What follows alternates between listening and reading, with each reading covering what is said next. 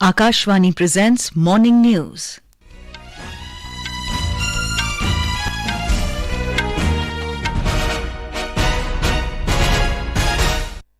Good morning. I'm Sarabjit Kaur. The headlines. President Droupadi Murmu to begin a 3-day visit to Bihar today. Centre approves bonus for Group C and non-gazetted Group B rank officials ahead of festive season. Government evacuates 286 more people, including 18 Nepalese nationals from Israel under Operation Ajay. US President Joe Biden to visit Israel today, postpones his visit to Jordan. Defence Minister Rajnath Singh announces cash prizes for armed forces personnel for winning medals at 19th Asian Games. And in ICC Men's Cricket World Cup, Netherlands beat South Africa by 38 runs in Dharamshala, Himachal Pradesh. And now the news in detail. President Droupadi Murmu will be on a 3-day visit to Bihar beginning today. She will attend several functions including launch of 4th Bihar Agriculture Roadmap 2023-2028 and 3 convocations during her itinerary. The President will launch Bihar Agriculture Roadmap this afternoon at a function in Patna. The roadmap is a blueprint for the development of agriculture in the state for the next 5 years. It comprises the action plan of agriculture and 11 other allied departments. More than 1,800 farmers and 700 members of self-help group SHG, the Jivika Didis, will also attend the launch of the agriculture roadmap. Later in the day, the President will offer prayers at Takht Shri Harmandir Sahib, Patna city, the birthplace of Guru Gobind Singh Ji. More details from our correspondent. This is the first visit of President Droupadi Murmu to Bihar after assuming the office. As a part of her itinerary, tomorrow the President will attend the first convocation ceremony of Mahatma Gandhi Central University in Motihari. She will also confer degrees and medals to meritorious students of AIIMS Patna in the first convocation ceremony of the medical institution. On Thursday evening, the President will interact with members of particularly vulnerable tribal groups at Raj Bhavan. These members are part of 75 listed vulnerable tribes such as Birhor, Paharia and Asurs by the Ministry of Tribal Affairs. Dharmendra Kumar Rai, Akashvani News, Patna. Ahead of festive season, Centre has approved a bonus for Group C and non-gazetted Group B rank officials with a maximum limit of 7,000 rupees. In an office memorandum, Finance Ministry said it has sanctioned grant of non-productivity linked bonus equivalent to 30 days emoluments for the accounting year 2022-23 to the central government employees. The payment of ad hoc bonus under these orders will also be admissible to the eligible employees of central paramilitary forces and armed forces. The order said only those employees who were in service as on 31st March this year and have rendered at least 6 months of continuous service during the year 2022-23 will be eligible for bonus. It said the casual labour who have worked in offices following a 6 days week for at least 240 days for each year for 3 years or more will be eligible for this non-productivity linked bonus.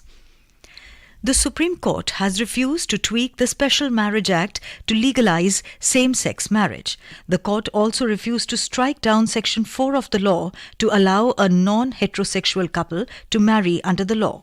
A 5-judge bench led by Chief Justice of India, D.Y. Chandrachud, agreed with the Centre's view that tinkering with the law could have a cascading effect on other laws. The other members of the bench were Justices S.K. Kaul, Ravindra Bhatt, Hema Kohli and P.S. Narasimha. The bench was unanimous in its ruling on not modifying or reading into the Act to allow same-sex marriages in the country. The court advised the central government to set up a high-powered committee headed by the Cabinet Secretary to address the concerns of same-sex couples, including ration cards, pension, gratuity and succession. President Droupadi Murmu conferred the 69th National Film Awards in New Delhi yesterday. Addressing the gathering, the President said she was very impressed by this year's award-winning films, which tackled problems like climate change, girls trafficking, oppression of women, corruption and social exploitation. President Murmu stressed that ideals like national unity should spread through cinema.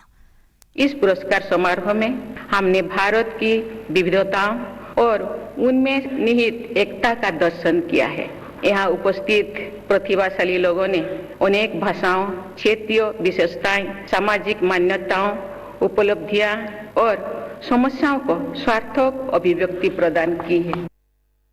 Speaking at the event, Information and Broadcasting Minister Anurag Thakur informed the audience that the government stands shoulder to shoulder with the industry in its efforts to counter film piracy, and it has brought the Cinematograph Act to curb this menace. Film जगत की बहुत लंबे समय से मांग थी कि जितना हम कमाते नहीं उतने से ज्यादा पायरेसी में उड़ जाता है। प्रधानमंत्री नरेंद्र मोदी जी की सरकार ने पिछले पार्लियामेंट सेशन में सिनेमाटोग्राफ एक्ट को पास करवा दिया है। पायरेसी के खिलाफ एक बड़ी जंग हम सब लड़ रहे हैं और उसमें सरकार आपके साथ खड़ी है। Veteran actress Waheeda Rahman received the Dada Saheb Phalke Award at the ceremony. Nikhil Mahajan received the National Film Award for Best Direction for his Marathi film Godavari. Allu Arjun received the Best Actor Award for the action drama film Pushpa The Rise. The Best Actress Award was shared by Alia Bhatt for her biographical crime drama film Gangubhai Kathiawadi and by Kriti Sanon for comedy drama movie Mimi. Rocketry, The Nambi Effect, directed by R. Madhavan, took home the Best Feature Film Award.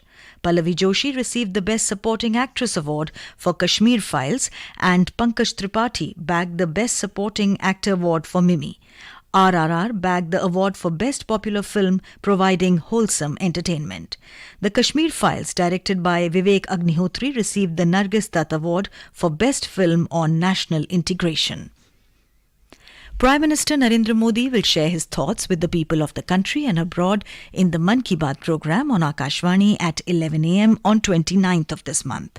People can share their views on the Namo app or MyGov Open Forum. They can also dial the toll-free number 1800 117800 and record their message for the Prime Minister in Hindi or English. The phone lines will remain open till the 27th of this month. People can also give a missed call on 1922 and follow the link received in SMS to directly give their suggestions to the Prime Minister. Government has said that this year's Ayurveda Day will be celebrated internationally in about 100 countries across the globe. The Ministry of Ayush organized a meeting of various ministries for the successful organization of Ayurveda Day scheduled on Dhanvantri Jayanti, 11th November this year. Secretary, Ministry of Ayush, Vaidya Rajesh Kotecha said the day will be celebrated on the theme of Ayurveda for One Health. He stressed on the need to make Ayurveda Day a global celebration by using the power of digital technology and mobilization of different involvement activities. This is Akashvani giving you the news. For quick news updates round the clock, follow us on our Twitter handle at AIR News Alerts. Welcome back. 286 passengers, including 18 Nepalese nationals, arrived in New Delhi last night on board fifth flight from Israel under Operation Ajay. In a social media post, MEA spokesperson Arindam Bagchi said these passengers were warmly received by the Union Minister of State for Information and Broadcasting, Dr. L. Murugan, at the airport. India is in full swing to evacuate its citizens out of the war zone under Operation Ajay. The operation was launched by the government to bring back around 18,000 Indians in Israel. The war between Israel and the Palestinian terror group Hamas has entered 12th day following the fatal attack on the country by Hamas terrorists on the 7th of this month. US President Joe Biden has left for a quick trip to Israel to show solidarity with the people of the country in the aftermath of the terrorist attack by Hamas. However, he had to abruptly scrap his trip to Jordan for a meeting with leaders of Jordan, Egypt and Palestine after the Palestinian Authority cancelled the summit following a huge explosion at a hospital in Gaza. A White House statement said Mr. Biden will consult in person with these leaders soon and will remain regularly and directly engaged with each of them over the coming days. A Jordanian official said all parties agreed to the cancellation, saying the summit would not achieve any goals under the current circumstances. The Israel Defense Forces said it had no involvement in an explosion that killed hundreds of people at a Gaza City hospital and that the blast was caused by a misfired Palestinian rocket. Earlier, the Palestinian Health Ministry said that around 300 people were killed in an Israeli strike on a hospital in the center of Gaza City. A spokesperson of the Israel Defense Forces told reporters that a Palestinian Islamic Jihad group is responsible for the failed rocket launch that hit the hospital. It said a barrage of rockets fired from Gaza towards Israel passed near the Al-Ahli Baptist Hospital in Gaza when it was hit. Iran has banned the teaching of all foreign languages, including English and Arabic, in kindergartens and primary schools with immediate effect. According to IRNA news agency, an education ministry official said the teaching of foreign languages is prohibited in kindergartens, nursery schools and primary schools. The Islamic Republic had already banned the teaching of English in primary schools in 2018, although it is taught from secondary school onwards. Persian, the only official language in Iran, is strongly influenced by Arabic but also borrows from French and English. Defence Minister Rajnath Singh has announced cash prizes to armed forces personnel for winning medals at the 19th Asian Games. He said that an amount of 25 lakh rupees would be given to the gold medal winners and silver medal winners would get 15 lakh rupees. 10 lakh rupees would be awarded to the bronze medal winners. Addressing the felicitation ceremony of Defence Services sportspersons in New Delhi, Mr. Singh lauded the efforts of the players, including those who gave their best but could not win the medals. He reminded them of flying Sikh Milkha Singh, who missed a medal in the 400-meter race in the 1960 Olympics in Rome by a whisker but became a guiding star of Indian athletics. In a major upset in the ICC Men's Cricket World Cup, the Netherlands defeated South Africa by 38 runs at Dharamshala in Himachal Pradesh last night. The match was reduced to 43 overs a side after rain delayed the start of the game. Chasing the target of 246 runs set by the Netherlands, South Africa were all out for 207 in 42.5 overs. For the Netherlands, Logan van Beek claimed 3 wickets. Earlier put into bat, the Netherlands posted 245 for 8 in 43 overs.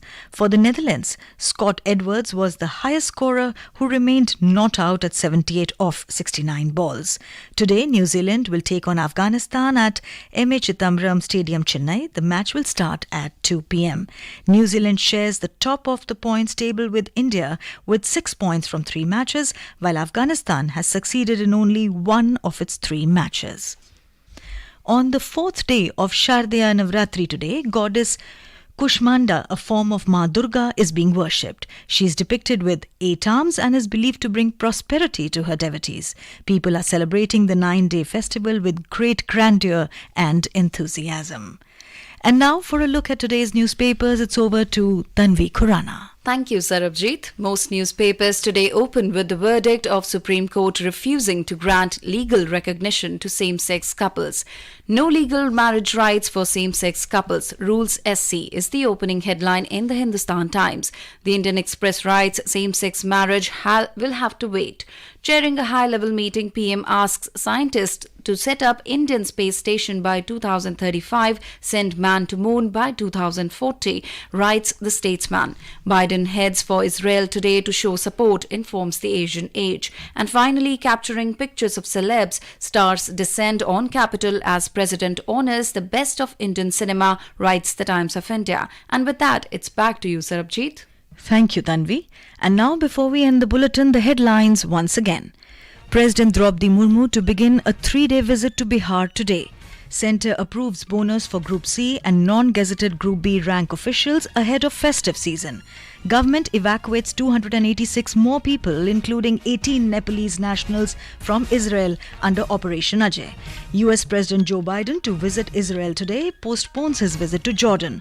Defence Minister Rajnath Singh announces cash prizes for armed forces personnel for winning medals at 19th Asian Games. And in ICC Men's Cricket World Cup, Netherlands beat South Africa by 38 runs in Dharamshala, Himachal Pradesh. And with that, we end the